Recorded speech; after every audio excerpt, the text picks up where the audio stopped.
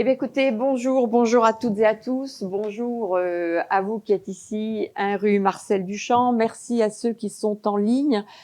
Ravi de vous accueillir pour cette rencontre avec Jean-Paul. C'est évidemment un vrai plaisir de pouvoir présenter son ouvrage. Alors, ouvrage en plus qui a une actualité absolument brûlante avec la guerre lancée par Israël et les États-Unis contre l'Iran, dont évidemment nous allons parler, puisque je rappelle le titre de l'ouvrage, Oublier ou punir, point d'interrogation, justice pénale internationale et politique. Donc on est vraiment au cœur du sujet, on est au cœur de cette actualité. Et donc, à ce titre, je suis encore plus heureuse de recevoir Jean-Paul avec cette actualité, même si l'actualité est dramatique. Et on aurait préféré, évidemment, ne pas avoir à commenter ce qui se joue depuis 3 jours et qui risque, en tous les cas, je le crains, de durer un certain temps. Alors, cet ouvrage dont on va parler et dont Jean-Paul va nous exposer les tenants et aboutissants, cet ouvrage explore une question je viens de la citer, très importante, puisque c'est oublier ou punir, qui est un vaste sujet. Alors c'est vrai que merci de t'être attelé à ce sujet, de nous aider à réfléchir à la lecture de cet ouvrage. Je tiens d'ailleurs à préciser tout de suite que c'est un ouvrage qui est accessible à tous. Moi qui ne suis absolument pas juriste, je l'ai lu et je l'ai lu en comprenant, ce qui est quand même vachement bien. Donc, tu as fait un tour de force. Non, mais c'est vrai, de rendre cette matière qui peut être un peu abrupte ou parfois un peu compliquée ou sembler compliquée. Là, c'est une question qui, du coup, est accessible et nous permet justement de mieux comprendre ce que c'est que cette justice internationale et de comprendre aussi quelles en sont les limites et comment, qu'est-ce qu'on peut en dire et comment tout ça peut évoluer. Donc, je trouve que c'est vraiment important de pouvoir lire et de pouvoir comprendre cela. Alors, c'est vrai que pendant longtemps, et je pense que Jean-Paul va nous en parler, la raison d'État a prévalu sur la justice. Et ça, c'est vraiment un point qu'on comprend bien en lisant le livre. Et qu'en fait, il n'était pas concevable que les dirigeants d'un État puissent être poursuivis et punis par un tribunal international. Et donc là, il y a un chemin incroyable qui a été fait pour aboutir au fameux statut de Rome dont on parle beaucoup, même s'il est bafoué. Ça, c'est un commentaire que je rajoute entre parenthèses. Et ce traité de Rome qui a été donc adopté à l'issue d'un vote, et je pense important de le rappeler, avec 120 voix pour, 7 contre et 21 abstentions. Donc les résistances sont fortes face à ce droit international, parce que les relations internationales sont quand même avant tout fondées sur le principe de la souveraineté. Chaque État est seul maître sur son territoire. Et c'est ça que l'on va voir, à quel point cela complique évidemment la situation. Alors, pourquoi ce droit a pu émerger tel qu'il existe aujourd'hui? Il a fallu quand même le choc de la Deuxième Guerre mondiale pour que la situation bouge. Et on espérait que ce changement perdure. Et on voit bien qu'aujourd'hui, tout ça est quand même sérieusement fracassé par le comportement de certains États. L'intérêt, là aussi, de ce livre, c'est de partir de l'histoire. Et c'est vrai que je trouve que le retour à l'histoire que tu fais au début de l'ouvrage, dans le premier chapitre, est extrêmement intéressant pour savoir d'où on part et comment, finalement, au fur et à mesure, ce droit a pu être élaboré. Mais même si ce droit est aujourd'hui malmené, et on va en parler, il reste une boussole, même si j'entends beaucoup sur les plateaux depuis quelques jours que le droit international, de toute façon, il n'existe plus. Alors pourquoi continuer à en parler? Pourquoi l'évoquer? Et que l'attaque finalement israélo-américaine sur l'Iran est tout à fait normale. Donc je pense que là aussi, on va pouvoir en parler. Donc c'est vrai que ce droit, à mon avis, est aussi essentiel, car longtemps, le choix a été de faire oublier les horreurs commises pour aller de l'avant. Comme si, et là je reprends une phrase de Jean-Paul, l'amnistie pouvait conduire à l'amnésie, comme si elle pouvait effacer les souffrances des victimes. Et ça, je pense qu'effectivement, c'est aussi une question qui est au centre de ta réflexion. Donc après avoir dit ces quelques mots d'introduction, cher Jean-Paul, dis-nous pourquoi tu as eu envie de faire ce livre et qu'est-ce que tu souhaites partager avec nous de ce travail que tu as mené. Travail utile, je le rappelle. Bien, d'abord, je me retrouve dans une position un peu amusante. Merci à l'IREMO de m'avoir invité. Et ça fait un peu étrange. J'ai volontiers accepté l'invitation, je te le dis. Et donc, oui, c'est un sujet, en fait, que quand on travaille sur le Moyen-Orient et globalement sur les relations internationales, on est toujours amené à cette question, quoi, de voir toutes ces atrocités qui sont commises par des personnages qui sont chefs d'État, qui sont chefs de gouvernement, ou bien chefs de milice, tout ce que vous voudrez, et que finalement, on oublie, et ils n'ont aucune espèce de... Ils sont dans l'impunité la plus totale, quoi. Donc, ça nous a amené, je dis nous, parce qu'on a commencé à faire un travail dans la revue Confluence, on a fait un numéro là-dessus, sur le sujet, puis on avait organisé un colloque il y a maintenant 3 ans, c'est pas vieux, et donc je me suis... moi, je suis pas juriste, je suis politiste, hein, avec une formation de juriste, mais je me suis dit, il faut aller un peu plus loin, essayer de faire un peu une synthèse, et donc voulu faire une synthèse, donc ça donne ce bouquin, parce que je crois que c'est un sujet très important, presque, comment dirais-je, inatteignable quelque part d'un point de vue purement théorique, et pourtant il me paraît fondamental d'un point de vue éthique, mais quelque part aussi d'un point de vue politique, parce que ça a des implications politiques, et le juridique vient en dernier, c'est l'organisation de tout cela, quoi. Alors, si je devais présenter en quelques minutes le sujet, je ramènerais ça à 3 mots. Impossible, possible, difficile. Et c'est une manière d'aborder les choses, comme une autre. Alors d'abord, l'idée qu'on puisse poursuivre, hein, tu l'as évoqué, un chef d'État, un chef de gouvernement responsable politique, qu'on puisse poursuivre pour des crimes graves, on en reparlera, crimes de guerre, crimes contre l'humanité, génocide, devant un tribunal international, ça a été, quand je dis impossible, pendant très longtemps, impensable, tout simplement. Et d'abord, je crois qu'il faut... ça a été impensable, et ensuite, quand on a commencé à mettre des règles, eh bien, il fallait encore que pour que les règles puissent être mises en œuvre, encore fallait-il qu'elles existent. Donc, le impossible renvoie à moins de 2 secteurs. Je vais prendre d'abord impossible parce qu'impensable. Impensable parce que tout simplement, pendant très longtemps, eh bien, la nature des relations internationales était construite de telle façon, tu l'as évoqué, autour de la souveraineté des États. Le prince, si on prend le titre d'un ouvrage célèbre de Machiavel au début du XVIIe siècle, le prince n'a de compte à rendre à personne. On a toute une série de textes qui donnent un peu l'esprit du temps et qui montrent la toute-puissance, et cette toute-puissance ne peut rien avoir à rendre compte. Il y a pas on ne peut pas rendre compte de quoi que ce soit, et a fortiori de ce qu'on peut faire dans une guerre.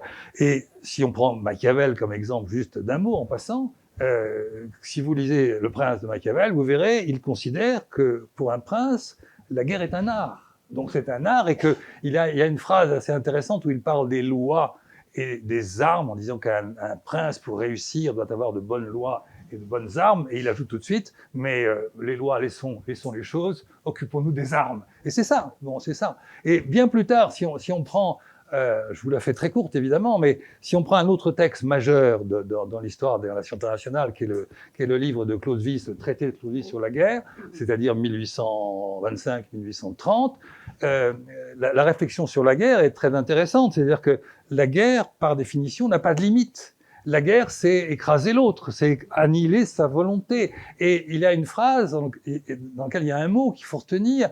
Imaginer des limitations ou des régulations de la guerre est, et je cite Clausewitz, une absurdité. Une absurdité.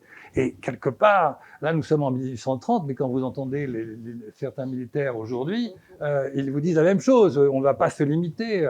Après, il faut un petit discours. Ah oui, mais on tient compte de ceci. C'est pas vrai. Il y a vraiment l'idée qu'on va jusqu'au bout sans aucune limite.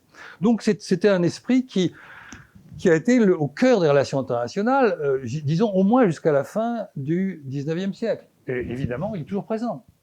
Ces idées-là sont toujours présentes et elles posent problème. Mais en tout cas, aujourd'hui, on peut penser autrement, mais pendant toute une période, c'était impensable, au sens où finalement, ces questions étaient impensées, puisque c'est impensable. Bon, ça, c'est la première idée de l'impossible. Impossible parce qu'impensable.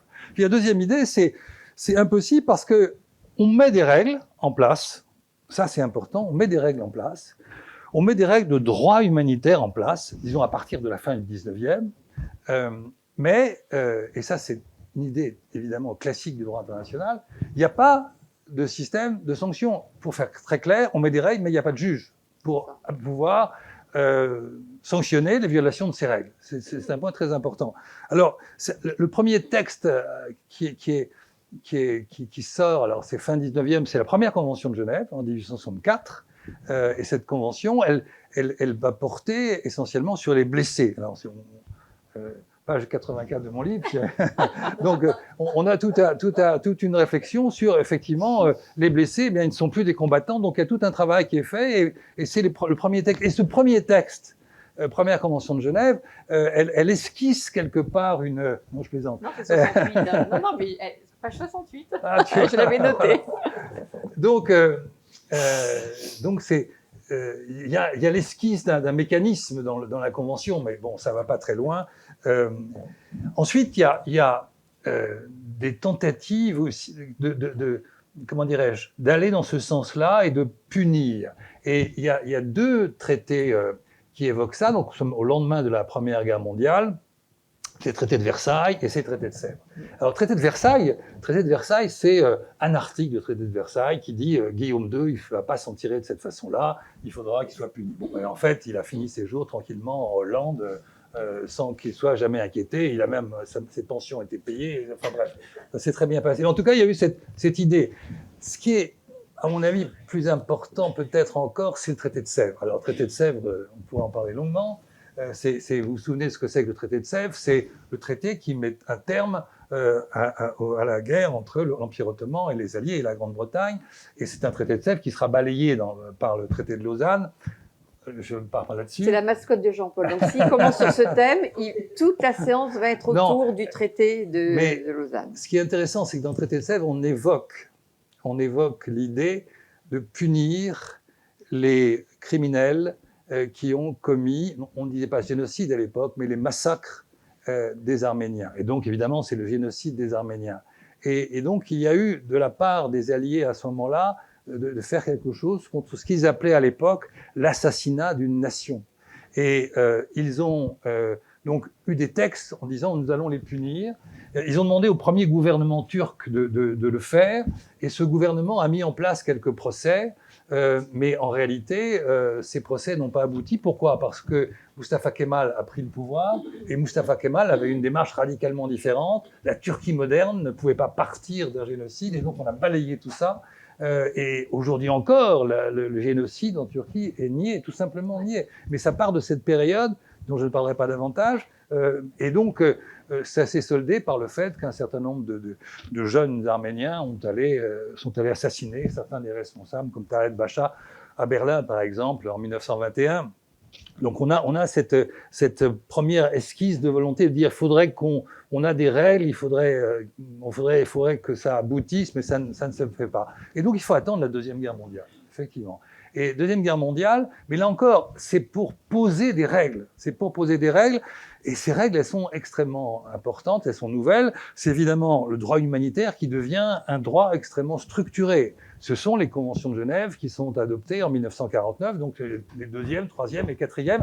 La quatrième convention de Genève en particulier, on la cite tout le temps. Pourquoi? Parce que c'est celle qui renvoie à la protection des civils, y compris, bien entendu, la protection des civils en territoire occupé, et donc en territoire occupé palestinien. Et ici, à l'IREVO, on a souvent évoqué les violations de la quatrième convention, en particulier son article 49, qui interdit les transferts, ce qui renvoie à la colonisation, et donc c'est interdit par le droit international, dont le droit humanitaire est une branche, la branche qui consiste à poser des règles dans un conflit donné. Voilà. Et donc on est toujours, mais cette quatrième convention que je connais un peu, elle a aucun dispositif véritable de sanction. Alors il y en a un, mais il est purement formel.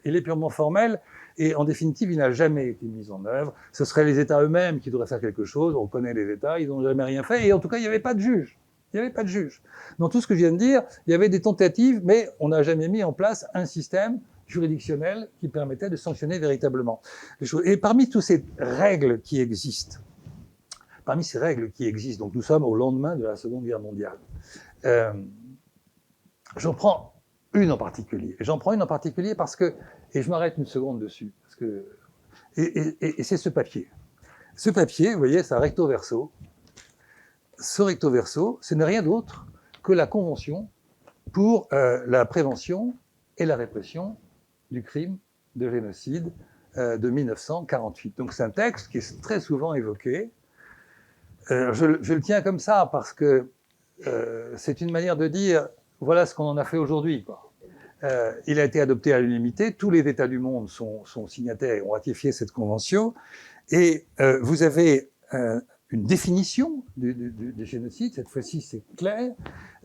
Si vous voulez, on pourra y revenir plus en détail, en partant de la définition, peut-être pas maintenant, mais tout à l'heure, pour qu'on sache de quoi on parle quand on parle du crime de génocide. C'est le texte de base, qui a été repris ensuite par tous les autres tribunaux, dont on parlera après, dans mon deuxième point, dont je parlerai dans 20 minutes.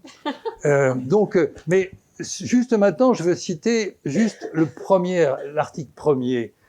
L'article premier d'un texte qui en fait une vingtaine, dont simplement 8 sont des documents, enfin des articles importants. Les autres, c'est l'opérationnel classique.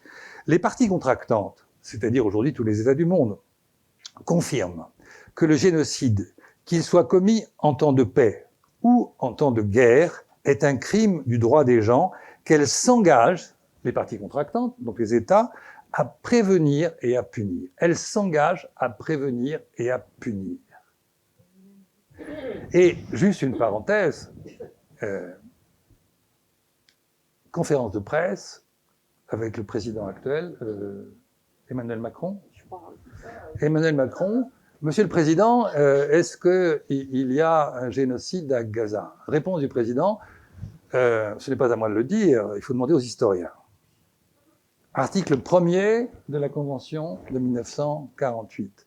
En Espagne, on a dit clairement les choses. D'ailleurs, on a dit clairement les choses. C'est quand même important. C'est-à-dire que ce texte essentiel, il est tout simplement, voilà, mis aux oubliettes.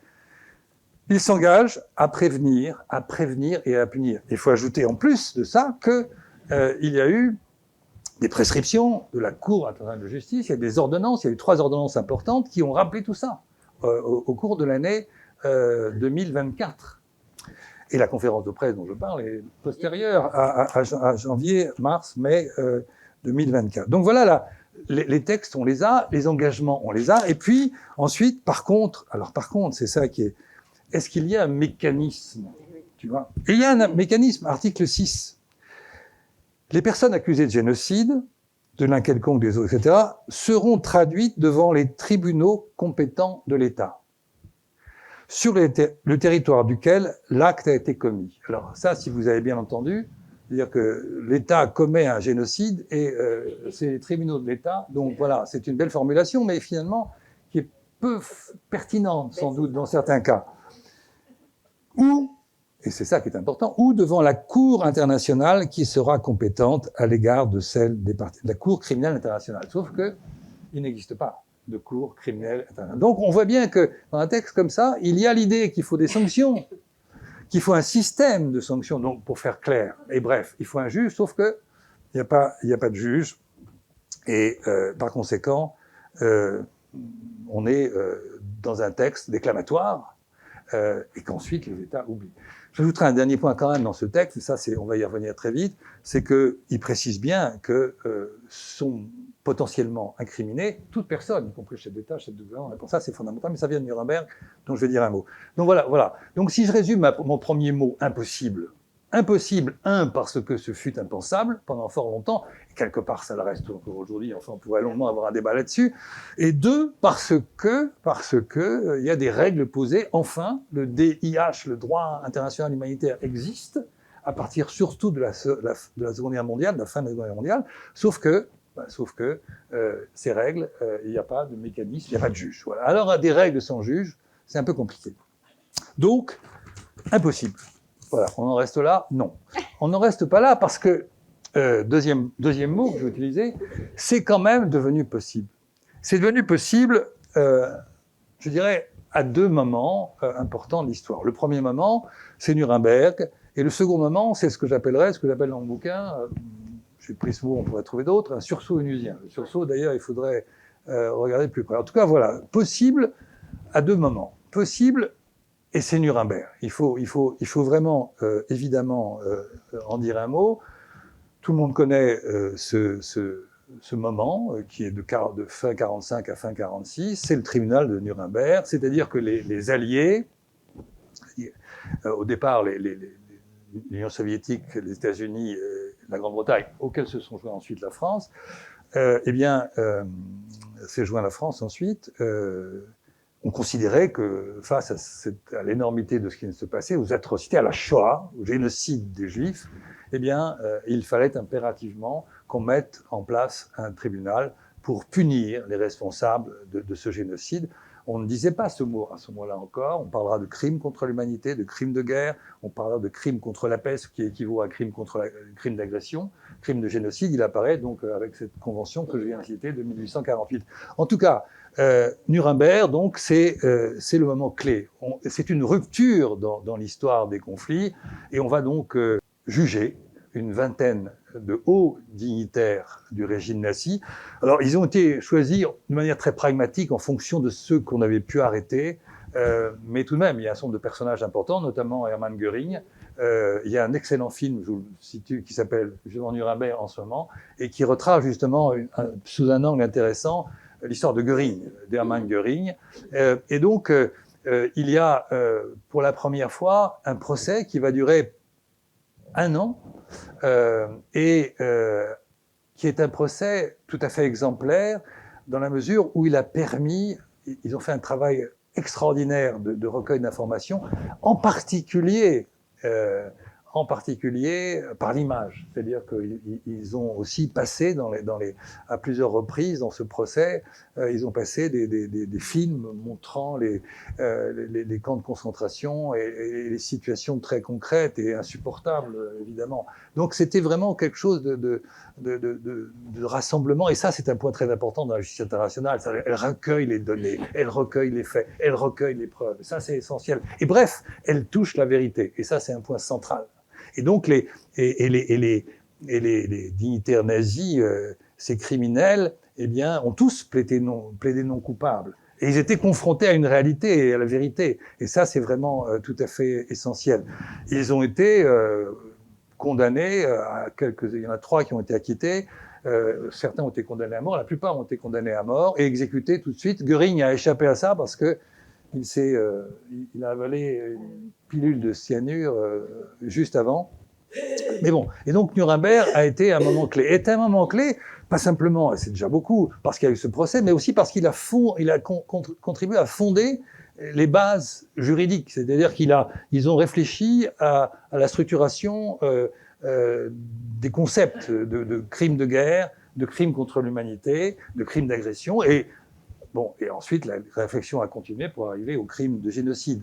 Donc, on a là une base tout à fait essentielle. Et puis, ils ont aussi affirmé haut et fort, et ça, c'est un principe qui est essentiel et qu'on retrouve, que je viens de citer dans la Convention de 48 sur le génocide, c'est que aucun personnage ne peut éviter d'être mis en accusation, même s'il est chef d'État ou chef de gouvernement. Et ça, c'est un point important, parce que traditionnellement, on aura l'occasion d'y revenir, il y avait cette fameuse immunité dont la France, enfin, on va revenir sur la France tout à l'heure, les chefs d'État, ils peuvent faire ce qu'ils veulent, il y a immunité. Ben non, ça, c'est clairement évoqué. Au contraire, ils ont une responsabilité particulière. D'ailleurs, dans le texte de la charte du TMI, c'est-à-dire le tribunal militaire international, il y a aussi l'idée que les subordonnés peuvent pas dire « Ah, écoutez, moi j'ai suivi les ordres ». Donc il y a vraiment des dispositions qui sont absolument essentielles pour la suite de tout ça. Donc c'était évidemment un moment historiquement important et juridiquement décisif, puisque ça crée quelque chose. Sauf que, évidemment aussi, ce TMI, ce moment de Nuremberg, a ses limites. La première de ses limites, c'est que c'est une justice de vainqueurs, évidemment. Et ça, il faut retenir l'idée. Est-ce qu'il peut y avoir une justice par les vaincus? Grande question. Je reviendrai là-dessus aussi. Mais voyez bien, là, on touche à quelque chose d'essentiel. La justice n'est pas séparable du pouvoir. Et le pouvoir est tenu par les vainqueurs, pas par les vaincus. Et donc là, on a une contradiction presque incontournable et en même temps presque indépassable, quoi. C'est tout à fait essentiel. Bon, et donc c'est une justice des vainqueurs. Et puis ensuite, eh bien, on aurait pu, dans un monde un peu imaginé, partir de Nuremberg pour créer une institution permanente. Or, cette institution permanente, elle aurait conduit à ce qu'il y ait une Cour pénale internationale en 1950. En 1950, c'est la guerre froide, personne n'en veut, et on a complètement, non pas, tout le monde n'a pas oublié, mais en tout cas, les États n'en veulent pas. Donc, le projet ou l'idée disparaît. Nous sommes en 1950, et pendant toute la guerre froide, l'idée a disparu. L'idée a disparu, sauf chez les juristes, sauf dans les ONG, il y a toujours un combat. Et d'ailleurs, c'est intéressant, depuis le début, si je prends début 19e, on a toujours des juristes, on a toujours des gens qui réfléchissent à ça, puis les politiques qui disent oui, bon, plus tard. C'est le même antagonisme tout le temps, assez intéressant. Bref, tout ça pour dire que Nuremberg est essentiel, et en même temps, il a montré ses limites que l'on peut évidemment comprendre. Et le deuxième moment, et c'est important, c'est ce que j'appelle le sursaut onusien. Mais là, le sursaut onusien, il faudrait en parler avec, comment dirais-je, avec beaucoup de nuances, mais on ne va pas le faire maintenant, dans la discussion, on pourra y revenir. C'est-à-dire que nous sommes dans une période qui est tragique pour l'Europe et qu'on a oublié, peut-être un peu aujourd'hui, c'est la guerre dans l'ex-Yougoslavie à partir de 1990-91. Et cette guerre qui va faire imploser la Yougoslavie a été une guerre, toutes les guerres sont atroces, celle-ci avait cette particularité en plus d'être, comment dirais-je, animée par une volonté de pureté ethnique et par conséquent de nettoyage ethnique systématique avec toutes les atrocités, les horreurs, les implications que cela peut avoir à tous égards, notamment par rapport aux femmes. Chacun se souvient de l'importance du viol dans ces affaires pour dénaturer pour voilà, les autres. Enfin, il y a quelque chose d'énorme dans cette affaire. La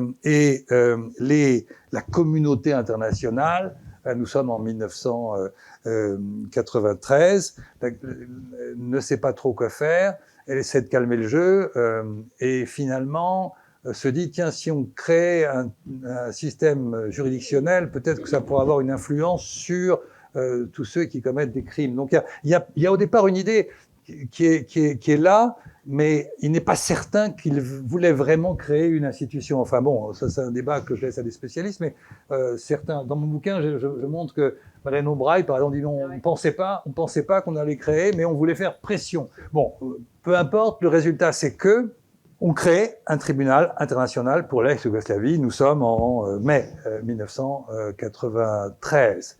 Et ce qui est important, alors on n'a pas besoin d'être juriste pour comprendre ça. Moi-même, je suis pas juriste, hein, je suis de formation juridique.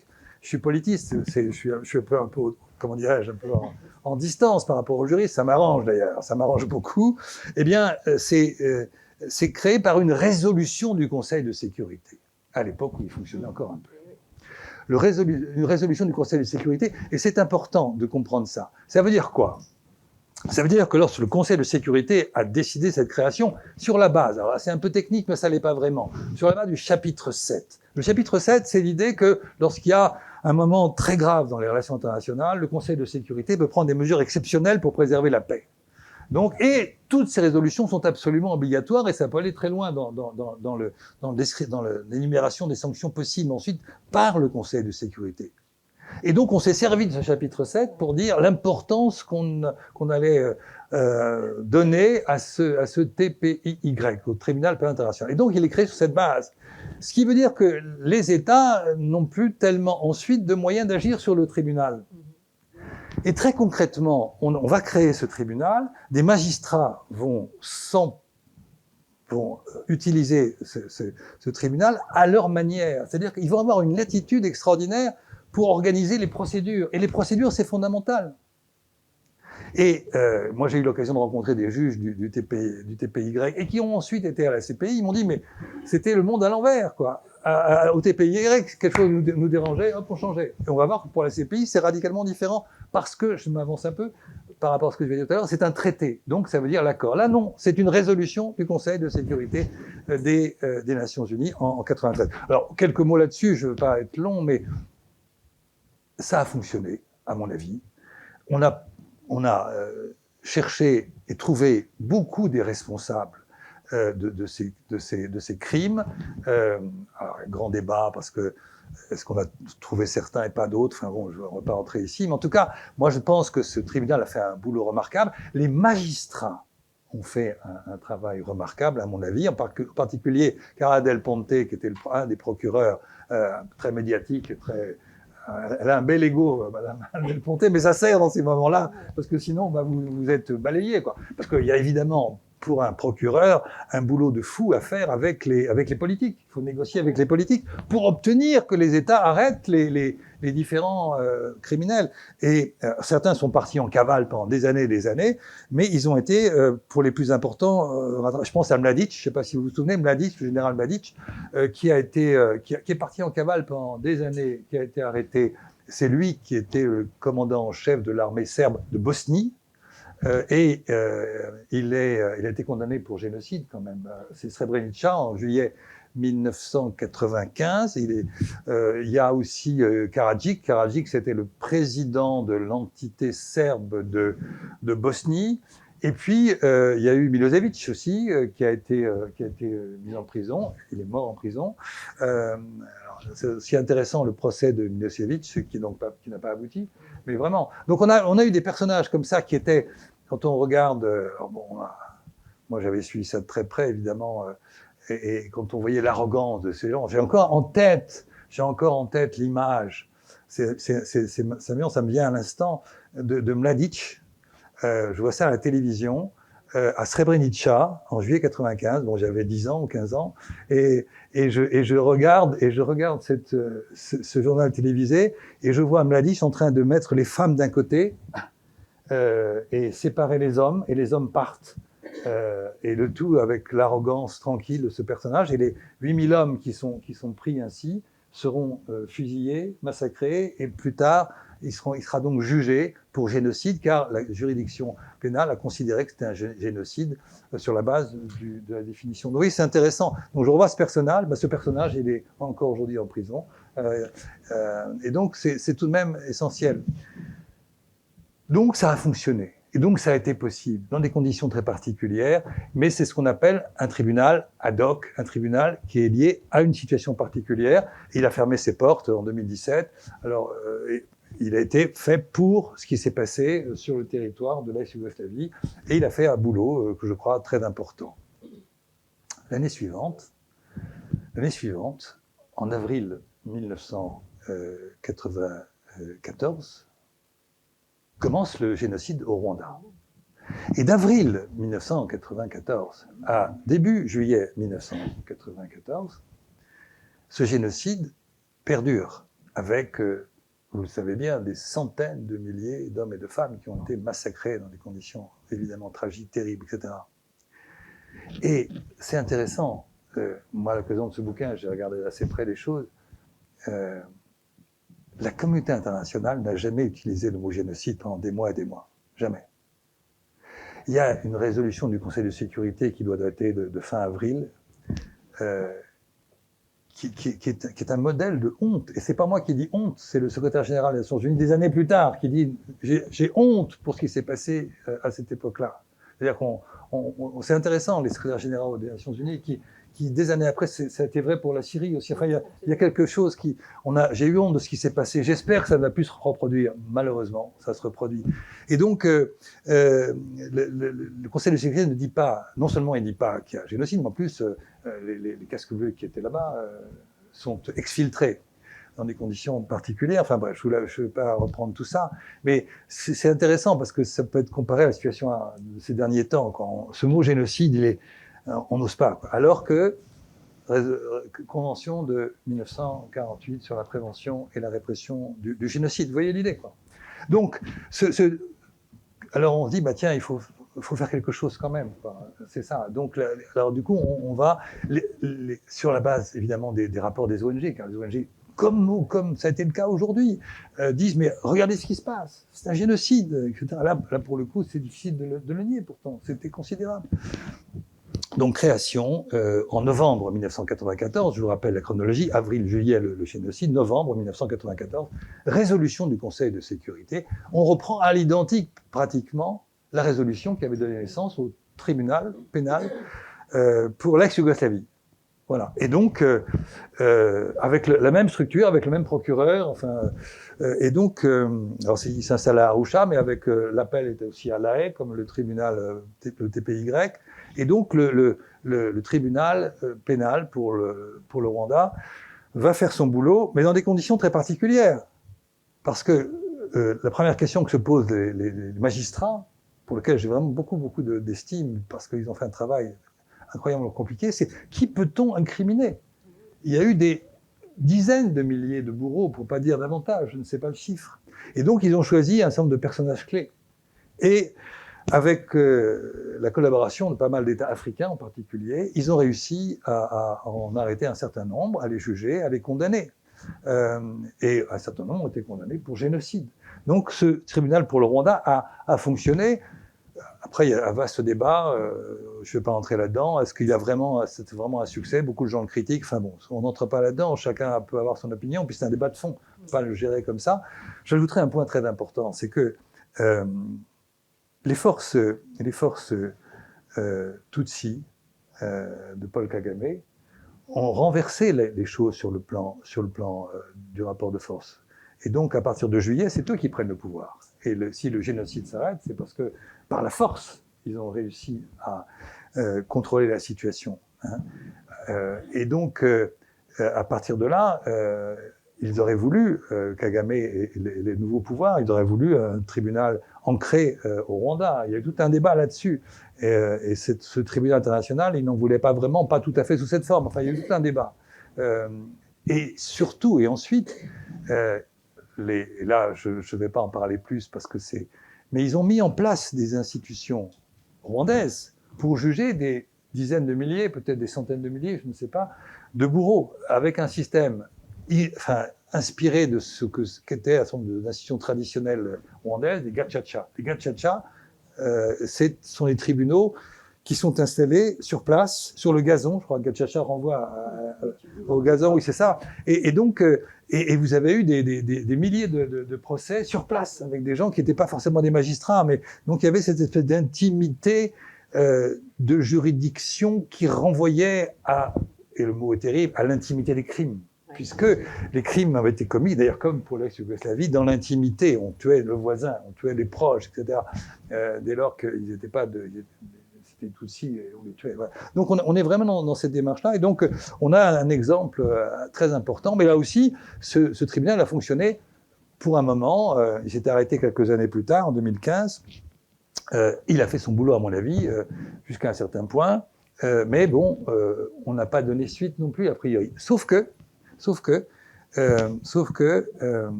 ceux qui voulaient aller plus loin, et c'est mon troisième point, là c'est devenu possible avec Nuremberg, c'est devenu possible avec ces deux tribunaux, j'accélère, j'arrête. Non, c'est bon. Et puis, donc c'est devenu possible avec la création de la CPI, et d'un mot, la CPI, c'est les années 90, de même que les tribunaux, c'est les années 90, c'est-à-dire une période qui aujourd'hui, pour ceux qui l'ont vécu, nous fait rêver. Enfin, nous fait rêver, sauf si on est algérien, sauf si on est rwandais, sauf si on est yougoslave. Mais je veux dire, le monde a connu une période où on se dit la guerre froide est terminée, et donc on va vers d'autres cieux, quoi.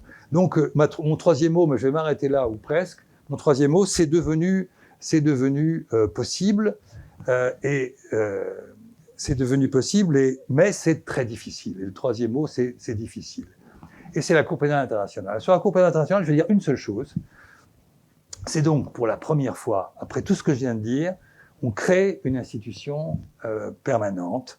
On crée en 1998, et donc qui est opérationnelle depuis 2002, mais c'est un traité, donc ça veut dire que les États ont mis beaucoup de mécanismes pour empêcher que ça vienne trop rogner leur souveraineté. Certains États ont refusé évidemment d'entrer dans le jeu du traité de Rome, et parmi eux, les plus importants, quelle que soit la nature de leur régime. Les États-Unis n'en veulent pas, n'ont pas signé, même s'ils ont signé dans un premier temps, puis ils sont rétractés, la Russie n'en veut pas, la Chine n'en veut pas, Israël n'en veut pas, beaucoup de pays n'en veulent pas. Donc on est déjà dans cette fragilité, et ceux qui y sont, les 120, on était à 125 maintenant je crois, parce qu'il y a eu 2-3 entrées-sorties, environ 120 États, ils sont assez pusillanimes sur beaucoup de points. Voilà. Alors, sur la CPI, je voudrais juste dire une seule chose, parce que sinon je vois que je m'arrête. Une seule chose, c'est que pour renier la souveraineté, parmi les compétences, et ça nous renvoie à la Palestine, je vais finir sur la Palestine, la CPI est compétente pour les crimes commis sur le territoire d'un État parti à la Cour.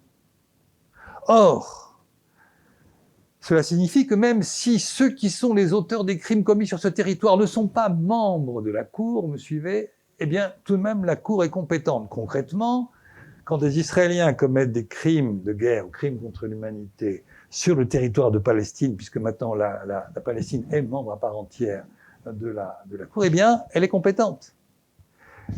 Et ça, c'est tout à fait important parce qu'au fond, on a là une espèce un coin entré dans la souveraineté. Car, alors même qu'on n'est pas membre de la Cour pénale, eh bien, nos citoyens, s'ils sont les auteurs de ces crimes, peuvent être passibles de passer devant la Cour pénale internationale. Ils peuvent être arrêtés. Et ça, c'est un point tout à fait important et nouveau, parce que ça veut dire que ça ouvre les choses, avec évidemment tout ce que ça implique comme résistance de la part de tous ces États avec une grande violence. Ça, c'est la première chose que je voulais dire. Et j'en dirais une deuxième, et je m'arrête, c'est que ça, c'est un point positif, mais un des points difficiles et négatifs, c'est que la Cour doit avoir les suspects à la haie, c'est-à-dire ils doivent être arrêtés. Il ne peut pas y avoir de procès par défaut, il ne peut pas y avoir de procès in absentia.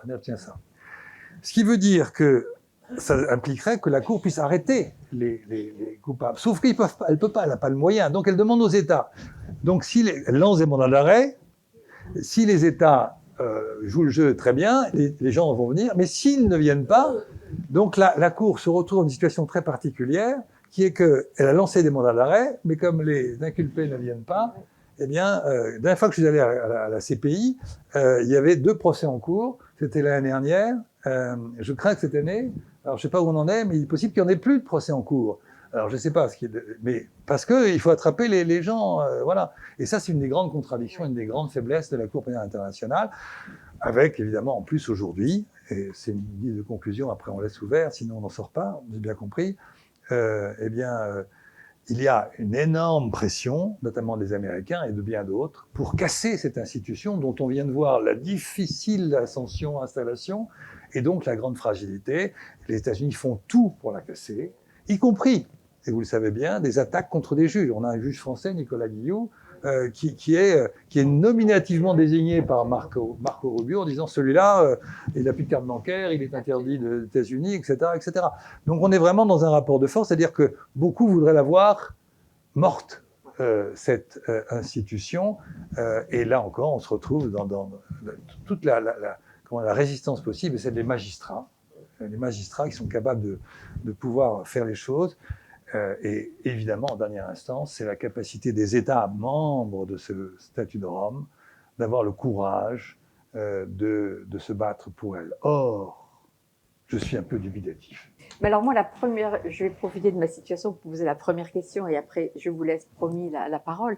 C'est qu'à t'écouter, quand tu parles des tribunaux ad hoc, tu dis qu'ils ont finalement bien fonctionné, mais on ne peut pas en dire autant de la CPI.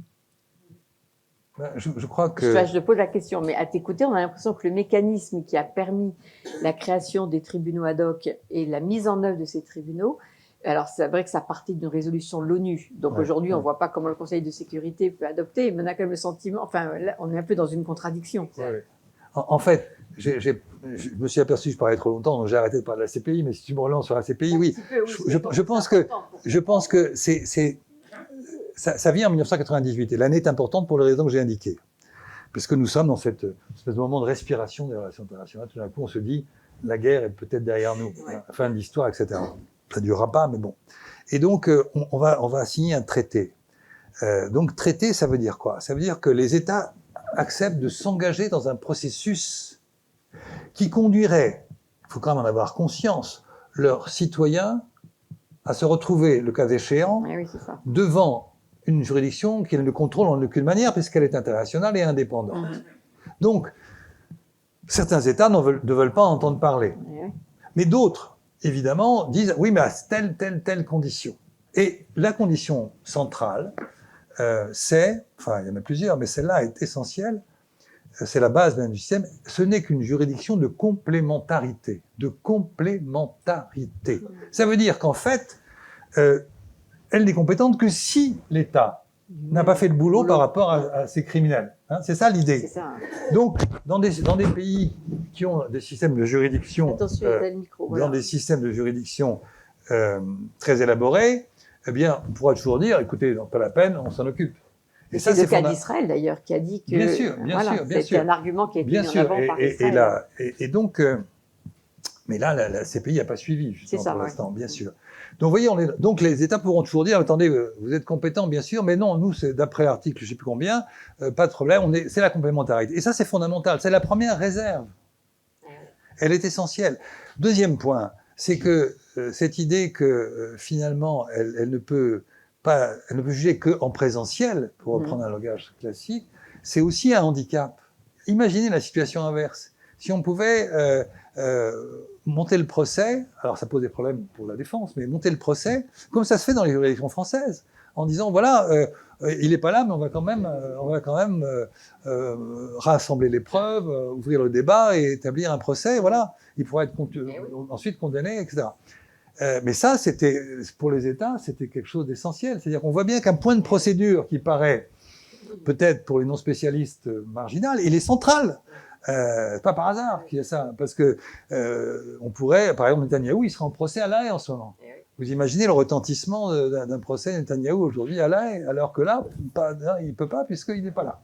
Et voilà, donc, vous voyez, et puis le troisième point aussi de la limite de la CPI, ça revient un peu à ce que je viens de dire, mais sur un autre plan, c'est quand elle lance un mandat d'arrêt, il faut que les États fonctionnent.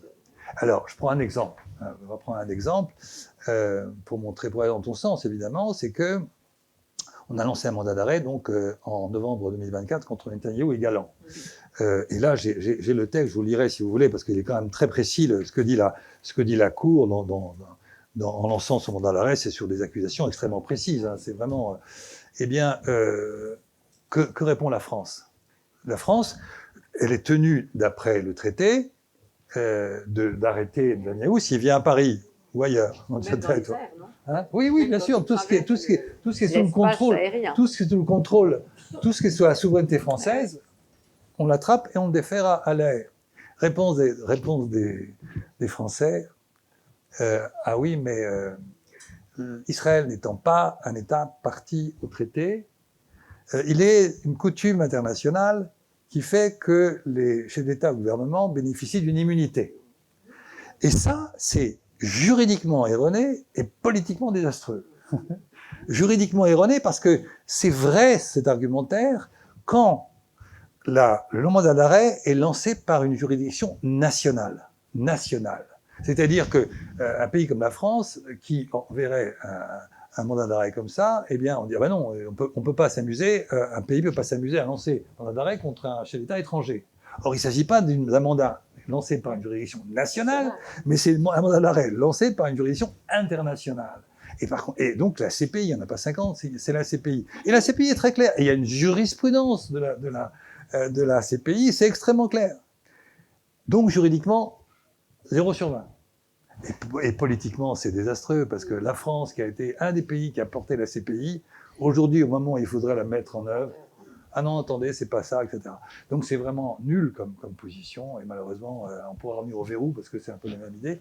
Donc pas tout à fait. Mais donc voilà, donc on est dans cette ambivalence-là, et donc c'est vrai que la CPI, aujourd'hui, est très faible, très fragile. En plus, Karim Khan, le procureur actuel, on lui a lancé un certain nombre d'accusations. Alors, je ne sais pas où il en est aujourd'hui. Les juges sont sous pression à un maximum. Les États partis, dont la France et d'autres, disent oui, il faut soutenir la CPI. Oui. Mais bon, on sent pas. Moi, j'ai eu l'occasion d'interviewer la présidente de l'Assemblée des États partis. Bon, disons que j'ai pas été impressionné. Oui, parce que bon, elle est là. C'est souvent comme ça. Le président d'une nation comme celle-là, c'est souvent on coupe le micro, le plus petit dénominateur commun. On ne va pas mettre une... Bon, et donc, elle est très aimable, cette dame, mais bon, on sent bien qu'elle ne va pas bouleversifier, comme disait Chirac, les choses, quoi. Donc, on est là dans une assemblée des partis dont on sent bien la mollesse, quoi.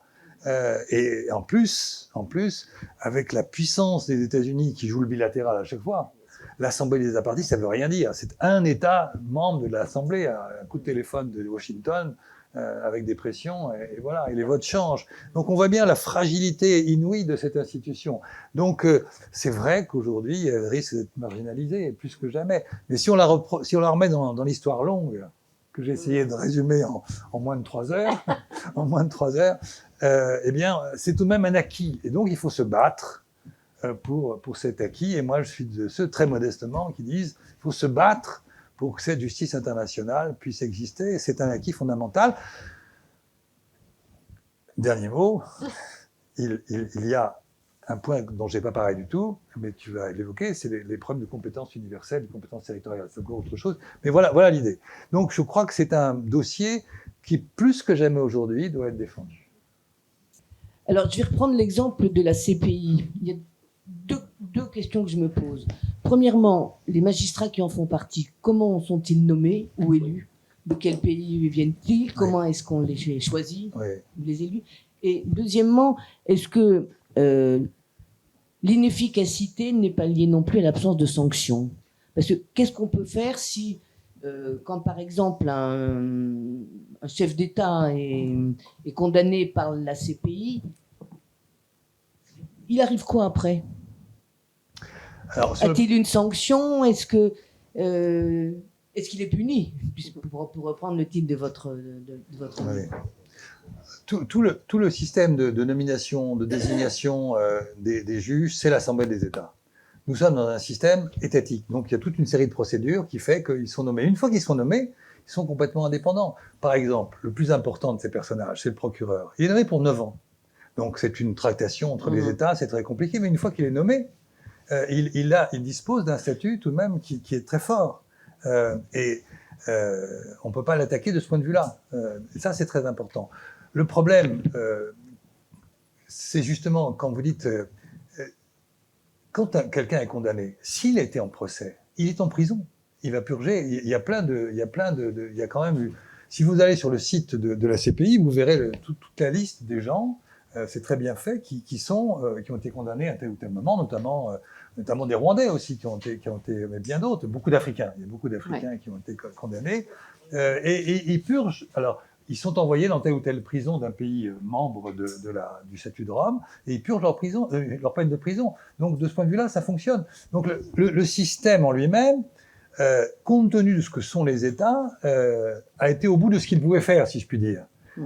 C'est-à-dire qu'on a quand même un système de nomination, de désignation des juges qui, une fois qu'ils sont en place, sont indépendants. Ça, c'est très important. Mais chaque pays, en fait, choisit des magistrats. Après, il y a des systèmes de répartition, de quotas, où on négocie tout cela. Il n'y a pas de règle établie, mais il y a une négociation. Pour les procureurs, par exemple, on a eu successivement un procureur africain, maintenant c'est un procureur british. Donc on a des équilibres internes qui se font. Donc de ce point de vue-là, je trouve que ça fonctionne bien. Et une fois qu'ils sont désignés, je répète, Karim Khan, alors je ne sais pas ce qu'il est devenu depuis quelque temps, je n'ai pas suivi ça, mais il est en grande difficulté personnelle, il est en retrait, comme on dit maintenant, voilà, mais il est indépendant. La procureure, dont j'oublie le nom, qui a par exemple ouvert l'enquête. Patou, non? Oui, c'est ça. La procureure qui a ouvert l'enquête en 2021, elle était sous une pression maximale des États-Unis et d'Israël, en disant vous n'allez pas ouvrir une enquête sur la Palestine. C'était pour les questions de colonisation. Nous sommes en 2021. Eh bien, la procureure fait une conférence de presse en disant voilà, nous avons ouvert une enquête. Et le déclenchement d'une ouverture d'une enquête, c'est le début de la procédure. Donc, elle a eu le courage, car c'est ça. Inversement, le premier procureur, il s'appelait Moreno. Finalement, il y en a eu 3. Alors, Moreno, c'est au tout début, la Palestine lui demande si elle peut déposer une procédure. Et Moreno répond, c'est en 2009, et Moreno répond au bout de 3 ans. Oui, tu donnes les dates Au dans bout le de livre, 3 ans, c'est sidérant. Au bout de 3 ans pour dire, ah oui, mais vous n'êtes pas un État. Oui, donc, c'est ça. donc le procureur, voilà, là on a un premier procureur, disons, qui réflechissait au champ de ses compétences. Et il prenait le temps de réfléchir. Voilà, c'est ça. Et puis en 2012, l'Assemblée générale des Nations Unies reconnaît la Palestine comme État non parti. Du coup, en 2015, la Palestine est devenue État membre. Mais vous voyez, il y a aussi une dimension des personnalités. C'est ça que je veux dire. Moi, je connais pas Moreno, mais disons que son activité dans les années où il fut procureur n'est pas bouleversifiante. Alors à sa décharge, il prenait en charge une fonction qui n'existait pas finalement, qu'il fallait qu'il prenne ses marques. Et la procureure africaine, dont j'oublie le nom. Fatou Bensouda. Ouais, c'est ça, voilà, Bensouda. Bensouda, merci. Bensouda, elle a été d'un grand courage, quoi, pour faire ça. Et Karim Khan a pris aussi des positions fortes. C'est quand même lui qui a demandé à la chambre préliminaire de la CPI de lancer un mandat d'arrêt contre Netanyahou. Donc, vous voyez, voilà. Donc, le point de départ est positif. Mais après, les États, le cas de la France est emblématique, quoi. La réaction au mandat d'arrêt, moi, je trouve ça. Et le hasard a fait que on va souvent au Quai d'Orsay. Moi, j'étais au Quai d'Orsay dans une réunion avec.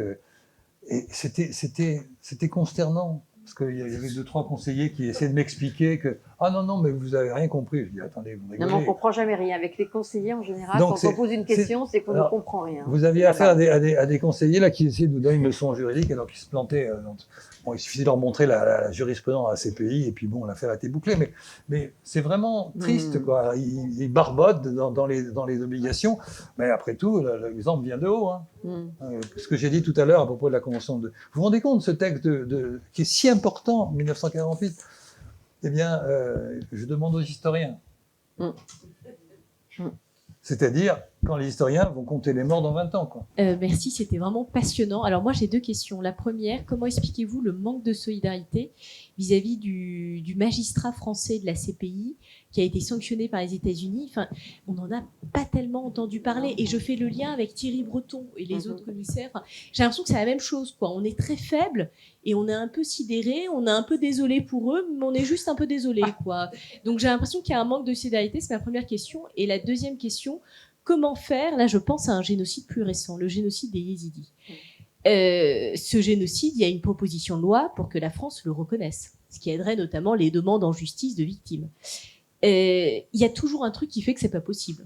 On vous explique que le calendrier législatif est complet, il y a toujours un problème, machin, etc. Mais le régime syrien actuel fait peur. C'est-à-dire qu'il y a des soupçons que ce ne soient pas des ex-djihadistes, mais plutôt toujours des djihadistes. Et donc si c'est le cas, les Yézidis, le génocide reprendra, parce qu'ils ont l'étiquette mensongère d'être adorateurs du diable. Donc, que peut-on faire face à ça? C'est jamais le bon moment pour reconnaître, il y a toujours un truc qui va pas. Vous voyez, en fait, on a l'impression que, bon, c'est écrit d'avance, on n'a qu'à pleurer, à être désolé, mais bon, c'est comme ça. Il y a plusieurs choses. Alors, sur Nicolas Guillou, c'est le magistrat dont vous parlez, vous exagérez, il y a eu un communiqué quand même. Il y a un communiqué de soutien aux magistrats. À partir de là, je ne sais pas, je n'ai pas vu le détail, mais c'est effectivement... en fait, c'est une posture, quoi. Et j'ai le sentiment que l'Assemblée des États partis, c'est une formule qu'il faut oublier. Il faut dire les États chaque État dans l'Assemblée. Ouais, donc, il faut prendre un par un, quoi. Et donc, vous vous retrouverez dans les situations de posture en fonction des configurations particulières. La Mongolie, par exemple, je cite dans le bouquin, la Mongolie, qui est État parti, n'a pas arrêté Poutine quand il est venu. Quand Poutine, il est allé en visite. Vous voyez bien, donc est-ce que la Mongolie pouvait arrêter Poutine? Vous voyez, la Mongolie dépend complètement de la Russie. Donc on est dans ce... Donc il y a toujours cette espèce de configuration dans laquelle se trouve l'État. Pour répondre aux questions, à chaque fois, il faut dire de quel État parle-t-on, etc. Et donc la France s'est pas mobilisée véritablement comme elle pourrait le faire pour le soutien à son magistrat, à ma connaissance, en dehors du communiqué décisif que j'évoquais. Maintenant, sur la question du génocide des Yézidis ou du terme génocide, il y a quelque chose de très... je voudrais, pour que les choses soient claires, juste, je pense que c'est utile de dire ce que c'est un génocide. Vous savez, il y a 2 choses dans un génocide. C'est-à-dire qu'on peut parfaitement, et beaucoup d'ONG l'ont fait à propos de Gaza, on peut parfaitement y voir clair. C'est d'abord des actes, et c'est ensuite une intention. Voilà, c'est ça. Et oui, c'est ça. Donc, les actes, alors ils sont énumérés par c'est meurtre des membres du groupe national, ethnique, etc. C'est des atteintes graves à l'intégrité physique ou mentale. 3, c'est des soumissions intentionnelles à des conditions de vie qui conduiraient à sa disparition. Et puis les 2 derniers, ce sont tout ce qui pourrait être lié à la démographie, à entraver les naissances. Donc on est dans des points très précis. Et puis ensuite, il y a l'intention. Et ça, cette intention, elle est très importante. C'est une phrase qu'il faut bien avoir en tête. C'est l'intention de détruire tout ou partie un groupe national, ethnique, religieux, point, à la ligne, tout ou partie, hein, le texte dit ça. Donc, Srebrenica, par exemple, il y a eu 8000 personnes qui ont été assassinées. Là, la juridiction du TPY a considéré, ça a été confirmé par la CJ, enfin, c'est un autre schéma, mais comme étant un génocide. Donc, on peut, et ce qu'ont fait les ONG, il y a eu plein de rapports, et le premier d'entre eux, à mes yeux, c'est celui de B'Tselem. B'Tselem intitule son rapport « Notre génocide ». Et donc, ils ont pris, premier point, est-ce qu'il y a eu des meurtres de membres du groupe? Oui. Est-ce qu'il y a eu atteinte grave à l'intégrité physique ou mentale des membres du groupe? Oui. Est-ce qu'il y a eu soumission intentionnelle du groupe à des conditions d'existence devant entraîner sa destruction physique totale ou partielle? Oui. Oui. Et ils ont ajouté, ça, les 3, on les retrouve dans la plupart des rapports. Mais ils ont ajouté un 4e. Ils estiment qu'il y a des mesures visant à entraver les naissances du groupe. Vous voyez, ils ont été très loin. Bon. Alors, une fois qu'on a dit ça, ça peut relever aussi d'un crime de guerre, de crime contre l'humanité. Mais pour qu'il y ait crime de génocide, il faut donc, je relis, je l'ai cité de mémoire, mais là je vous le relis, intention de détruire, ou en tout ou en partie, un groupe national, ethnique, racial ou religieux. Voilà. Donc, je dis pas que c'est simple, mais on peut au moins avoir un débat là-dessus. Or, le mot même, aujourd'hui, est presque impossible à énoncer pour plein de responsables politiques. Alors, par rapport à Israël, il est totalement... il y a une espèce comment dirais-je, de paralysie de la parole chez beaucoup. Donc, génocide par l'armée israélienne, il y a une contradiction mentale, historique, quelque chose de très fort, un blocage absolu, qui ensuite vient à confondre l'idée que Israël ne peut pas, par nature, finalement, être dans une situation où son armée pourrait commettre un génocide. Voilà. Vous voyez, on est dans cette situation-là, alors que sur l'intention, on pourrait longuement énumérer toutes les positions, les déclarations qu'on a tous en mémoire, notamment cette fameuse formule sur Amalek. Enfin bref. Donc après, il y a débat. On peut dire, bah oui, est-ce que l'intention était vraiment là, ou est-ce que c'est une intention énoncée, mais pas mise en pratique opérationnelle? Vous voyez, il y a des juristes qui disent, oui, mais il n'y a pas eu un plan opérationnel. Bref, il y a un débat sur l'intention. Sur les faits, c'est difficile. Et c'est partout, à chaque fois comme ça. Mais ça, c'est vrai pour ce qui s'est passé à Gaza. Et là, on voit bien le lien avec Israël. Mais c'est plus large que ça. Parce que au moment de Gaza, pardon, au moment du Rwanda, entre avril et juillet, je vous le disais, aucune instance internationale n'en parlait de génocide. Et le ministre, je cite ça dans mon bouquin, je cite ça dans mon bouquin, Juppé était ministre des Affaires étrangères à l'époque. Oui. Et Juppé, oui, il regrette. Voilà, et a fait son boulot de ministre à l'époque. Et il y a eu un rapport, le rapport Duclerc, Vincent Duclerc, qui est un historien, sur le génocide au Rwanda, qui est sorti à partir des archives ouvertes il y a quelques 2-3 ans. Et à l'issue de la publication de ce rapport, Juppé a fait une tribune dans Le Monde que j'ai trouvée vraiment très intéressante. Il a dit, on n'a pas pris la mesure de ce qui se passait. Vous vous rendez compte?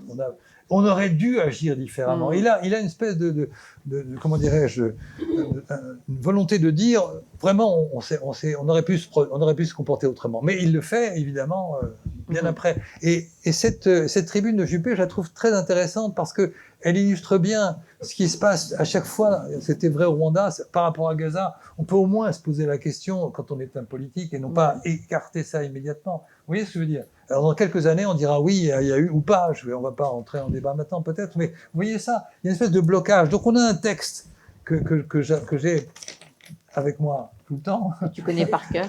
Oui, que je connais par cœur, mais il est très simple. Il y a 5 articles finalement fondamentaux ou 6, et en fait, cette feuille de papier, c'est pour ça, il y a quelque chose de symbolique. Cette feuille de papier qui est si fondamentale. Mais pour les yézidis, on a eu ce même aveuglement ou c'est un sujet finalement qui n'intéresse pas ici, pour parler très crûment? Je crois qu'il y a ça aussi. Je pense que ça n'intéresse pas aussi. Il y a des priorités. On est intéressé par l'immédiat, mais vous voyez bien là, les contradictions. Il y a toujours quelque chose qui bloque. On a affaire à des. Cela dit, pour la Syrie, je ne sais pas ce qui peut advenir. Peut-être oui, il faudra qu'on en parle un peu parce qu'il s'est passé des choses importantes. Mais c'est vrai que il y a comment dirais-je, un fossé énorme entre les règles qui maintenant existent. Quand je vous disais c'est impensable, ensuite il y a des règles, etc. Maintenant il y a des règles et il y a une juridiction, mais il y a entre les deux les États, et puis quelque part, vous savez, finalement, il y a les hommes, quoi. Je ne vais pas jouer les philosophes de banlieue, ou les femmes, attention. Mais je veux dire, quand on entend tel ou tel responsable politique que je ne vais pas citer, par exemple un Gabriel Attal, mais c'est nul, quoi. C'est nul. Quand par exemple il parle du droit international, il dit oui, bien sûr, on parle du droit international, mais enfin, c'est pas important, etc. Alors, il développe tout un truc là-dessus. Enfin, c'est scandaleux, quoi. Ce type va être président de la République. Vous voyez, donc il y a ces personnages qui sont dans une espèce de positionnement très étriqué. Qu'est-ce qui est important pour moi au moment où je parle dans la position où je suis pour pouvoir continuer à faire ce que je voudrais faire, mais c'est pas un rapport au droit, ni un rapport là, et ainsi de suite. Et les personnalités politiques sont souvent comme ça. Et moi, pas que politique. Au fil du travail que j'ai fait là, Oublier ou punir, paru chez au fil du boulot, j'ai construit comme deux entités de personnages, les politiques et les juristes. Les juristes au sens très large du terme, pas simplement tous ceux qui s'intéressent avec un peu d'éthique à ces questions. Et on les trouve en opposition constamment, quoi. Absolument. S'il y a eu le traité de Rome, c'est largement grâce aux juristes et aux ONG, etc., qui se sont battus aux avocats, tout ça. Voilà. Et donc, il y a un boulot à faire encore pendant un certain temps. Mais vous voyez, je suis parti de Machiavel, donc il nous reste un peu d'espace, quoi. Vraiment, c'est super ce que vous faites, même si ça m'attriste. Mais je m'intéresse beaucoup à ce que je vois comme l'impuissance des institutions internationales maintenant par rapport aux États comme l'Allemagne, l'Angleterre et la France et d'autres qui ne respectent pas les règles, ni les résolutions, ni les lois. Et donc, est-ce que cette impunité qui est maintenant très répandue, j'aimerais savoir ce que vous en pensez. Ce qui se passe, la catastrophe, la tragédie qui se passe maintenant, et pas seulement en Palestine, mais c'est le noyau, est due, à mon sens, à une impunité, un manque de respect des résolutions et des lois internationales qui datent depuis presque un siècle, mais surtout depuis la fondation de l'Israël. Et si on a cette histoire où les lois et les résolutions sont bafouées, vraiment, ils sont bafoués, et même on l'accepte comme une espèce de normalité, comment les États actuels vont-ils croire qu'ils doivent respecter la loi? Vous savez, il y a une formule, alors je vais jouer les érudits là, ça fait toujours bien, de Hobbes, qui dit les conventions sans l'épée, les conventions juridiques sans l'épée ne sont que du vent. Alors aujourd'hui, il faudrait actualiser, et moi je vais actualiser de manière suivante, les conventions sans l'arme nucléaire sont du vent. Alors, ce que je dis, ça renvoie à plein de choses, mais si on veut faire appliquer le droit, il faut être fort, avoir la capacité de l'imposer, et c'est tout le problème.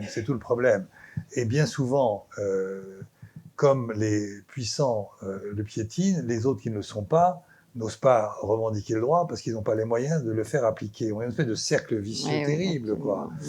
Mais au moins, par le verbe, par la parole, ceux qui ont porté le droit international, et notamment la CPI, devraient continuer à dire son importance. C'est pour ça qu'une déclaration comme celle d'Attal m'a profondément choqué parmi d'autres, quoi.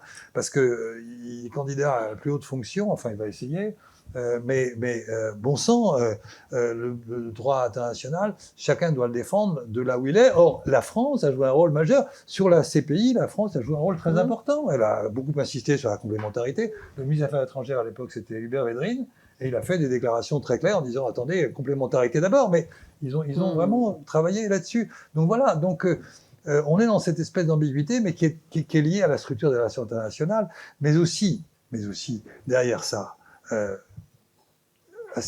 moi, plus je travaille sur ces questions depuis maintenant quelques siècles, c'est la lâcheté, la pusillanimité des uns et des autres qui me frappe le plus, quoi.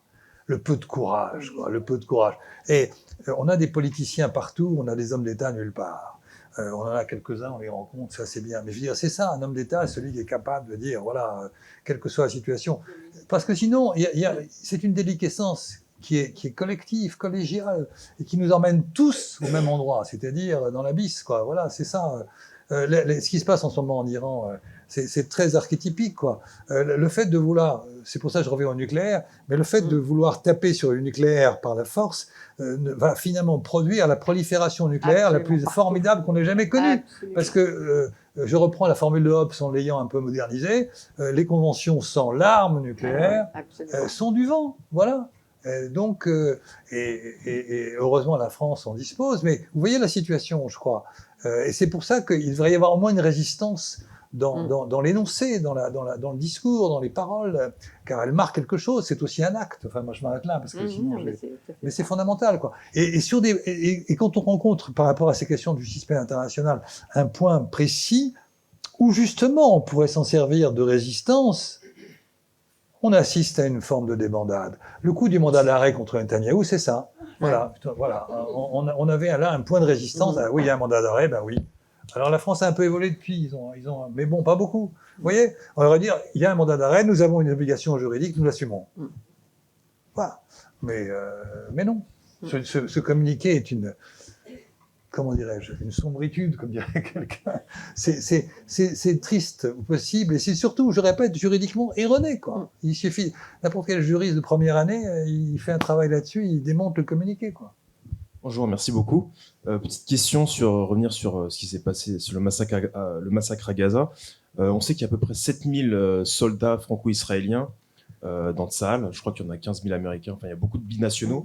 Est-ce que vous pensez qu'il y a une petite chance que la justice internationale passe concernant ces personnes, ou la justice française, ou est-ce que vous pensez, comme moi, que l'influence des réseaux sionistes en France fera qu'ils ne seront jamais inculpés ou même avec des problèmes, on va dire. Là, vous touchez à une question qui permet d'ouvrir un peu le débat en mettant de côté la CPI pour le moment. Je n'ai pas parlé de ce qu'on appelle la compétence universelle et la compétence extraterritoriale. Alors sur la compétence universelle, juste un mot, enfin on n'a plus le temps là, c'est au fond ce que la France doit faire par rapport à la justice pénale internationale. Bon, mais laissons de côté ça. Mais par rapport à votre question, c'est pas ça dont il est question, c'est le fait que lorsque nous avons un citoyen qui est victime ou auteur d'un crime, les juridictions françaises sont compétentes. Point barre. C'est simple. Donc à partir de là, il y a plein d'avocats, il y a plein d'organisations ici, sur la Palestine, sur la Syrie, il y en a beaucoup, qui ont conduit des procédures sur cette base-là. Et là, c'est la juridiction française. Et là, pour le coup, les règles, c'est plus du tout les règles de la justice pénale internationale, c'est les règles françaises. Okay. Et en particulier, on peut faire un procès in absentia. Donc voilà. Il y a une procédure en cours contre des soldats franco-israéliens actuellement qui sont portés par des associations devant la justice française. Il y en a beaucoup, et tout est possible parce qu'il suffit d'avoir les moyens d'avoir des avocats et de lancer les procédures. Bachar el-Assad aujourd'hui est l'objet d'un mandat d'arrêt, et c'est pas lié à la justice pénale internationale, c'est lié au fait que des citoyens français ou qui avaient la double nationalité étaient concernés. Et c'est intéressant parce que il y a un mandat d'arrêt maintenant qui est lancé. Alors, il y a un problème juridique amusant. qui fait qu'en premier temps, on a dit on n'a pas le droit de lancer un mandat d'arrêt parce que il est chef d'État à ce moment-là, il était chef d'État. Et donc on revient à l'immunité tout à l'heure, c'est-à-dire comme c'est une juridiction nationale qui lance un mandat d'arrêt contre un chef d'État étranger, ce n'est pas possible au regard du droit international et de la coutume internationale. Et donc la Cour de casse a pris une décision là-dessus. Sauf que depuis, il n'est plus chef d'État et donc le mandat d'arrêt est reparti. Voilà. Donc, vous voyez, et ça, on est dans un registre qui n'est pas celui de ces pays. Donc la réponse à votre question, ça dépend uniquement des citoyens, des avocats français qui ont envie de faire des choses. Donc vous pouvez lancer des procédures, ça mettra du temps, mais ça peut se faire, tout à fait, oui. Oui, mais alors, est-ce que ça ira au bout? Ça, on ne sait pas. Mais en tous les cas, je pense que les juridictions françaises sont des juridictions tout à fait indépendantes et par conséquent, oui, moi je crois qu'il ne faut pas tomber là-dessus, sinon vous tombez dans la théorie du complot, méfiez-vous. Non, allez-y. Alors, voyez tous les ONG et tous les avocats, il y en a un bon paquet qui sont courageux, qui font leur boulot d'avocat et qui lancent des procédures. Après, le problème de la justice, qu'elle soit internationale ou qu'elle soit nationale, c'est le rapport au temps. Oui, c'est le rapport au temps. Malheureusement, alors je parle même pas de la Cour internationale de justice, parce que alors là, c'est pas le temps, c'est l'éternité, malheureusement, pour un résultat. Voilà, la CIJ, la Cour internationale de justice, c'est les États. Elle ne juge pas des individus. C'est autre chose. Donc, à votre réponse, je dis oui, il suffit de se décider de le faire, sans passer par la haie. Oui, la France est forte et le nucléaire, mais n'arrive pas à appliquer, à respecter les règles de la Cour internationale. Pourquoi? Comment se fait-il? Ça, c'est la première, parce qu'il y a des hommes et des femmes, la pression, et puis c'est flou. Bon. Et la deuxième, quelles sont les règles pour qu'un pays puisse désigner ou nommer les juges?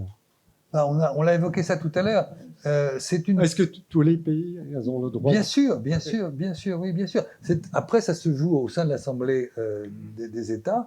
Et oui, bien sûr, je ne dis pas qu'actuellement tous les pays sont passés parce que le nombre de juges est restreint. Et il est restreint d'ailleurs par le traité de Rome lui-même. Mais il y a vraiment une procédure de telle façon que chacun puisse effectivement avoir un rôle au sein de cette cour. Et pour ce qui est du poste, comme je le disais tout à l'heure, le plus important à mes yeux, parce que c'est vraiment le fer de lance, le procureur, on a eu 3 continents là, en l'espace de 3 procureurs. Amérique latine, Afrique et Europe. Oui, par rapport à ce que vous disiez tout à l'heure, d'utiliser l'arme nucléaire un peu pour faire la pression, qu'est-ce qu'on peut penser du discours de Macron d'hier, qui essaie un peu de proposer une sorte de bouclier nucléaire? Et par rapport à ça, comment se fait-il que l'Espagne soit toujours en dehors du coup? Sur l'Espagne, je ne sais pas. Moi, je pense que ce discours me paraît être dans la logique du temps, quoi. Et c'est très heureux que nous l'ayons. Je pense vraiment que nous sommes dans une phase où tout le système de prolifération s'est écroulé. Parce que ce qu'on ne dit pas quand on parle de prolifération, on parle toujours des États qui n'ont pas l'arme et qui voudraient s'en doter. Et je pense que ça va se faire beaucoup, parce que si j'étais dirigeant d'un pays, où je dirais, juste une remarque pour conforter ce que je voulais évoquer, on a 2 grands conflits, l'Ukraine et puis Iran, Gaza, enfin Iran pour le moment, Gaza continue autrement. Vous remarquerez que ce sont des puissances nucléaires qui attaquent des États non dotés de l'arme nucléaire. Oui, c'est quand même intéressant. L'Ukraine n'a pas l'arme, la Russie l'a, l'Iran n'a pas l'arme, et c'est 2 puissances nucléaires. Donc vous voyez, il y a ça qui est tout à fait important. Et ce que je voulais dire, c'est que dans le système du TNP, du traité de non-prolifération, il y a donc un deal au départ. Ce deal, c'est que les États non dotés s'engagent à ne pas se doter. Ça, c'est simple. Mais maintenant, ils vont certainement avoir envie de le faire, pour des raisons de sécurité. Mais il y a un autre point dans le deal, c'est que les États déjà dotés, c'est-à-dire ceux qui disposent de l'arme nucléaire, c'est-à-dire les 5 puissances nucléaires officielles, je ne parle pas des 3 autres, Israël, Pakistan, Inde et Corée du Nord, ça fait 4. Eh bien, ces États se sont engagés dans le traité de non-prolifération, article 6 du TNP, à désarmer progressivement. Et donc, depuis 1972 jusqu'à février 2026, il y a eu sans arrêt des traités comme START, New START, SALT, etc., qui ont fait qu'on essayait de diminuer le nombre de missiles, de diminuer le nombre d'ogives, etc. Or, depuis le mois de février, c'est-à-dire depuis hier, il n'y a plus rien. C'est fini. Hein. Donc, il faut bien voir que le TNP aujourd'hui repose sur des piliers qui sont vraiment vermoulus, quoi. C'est grave. C'est pour ça que je dis que ce qui se passe aujourd'hui est grave par rapport à l'Iran, par rapport à la région, mais c'est grave à terme sur la question de la prolifération, la conclusion que doivent tirer beaucoup de chefs d'État aujourd'hui. Absolument. La seule sécurité est celle de l'arme nucléaire. Absolument. Et ça va à l'inverse de tout ce qui a C'était été pour vous donner un peu le promis, moral avant de nous quitter. le micro. La preuve, c'est que l'Arabie Saoudite s'est rapprochée du Pakistan pour être défendue. Bien sûr, Bah, bien sûr, hein. bien sûr. C'est la logique. Plus on va penser que par le bombardement on Absolument. supprime un site nucléaire qui ne donne pas encore d'armes nucléaires, plus les autres vont penser que c'est nécessaire de l'avoir. C'est Absolument. aussi simple que ça. Absolument. Mais ça n'est pas le point de vue qui est le plus partagé. Oui, c'est pas une raison pour ne pas avoir raison. Bien sûr, bien sûr, bien sûr. Eh bien, écoute, il ne me reste plus qu'à te remercier, Jean-Paul, pour tous ces éléments. Je pense que c'était vraiment une rencontre particulièrement utile dans le contexte actuel. Hein. Vraiment.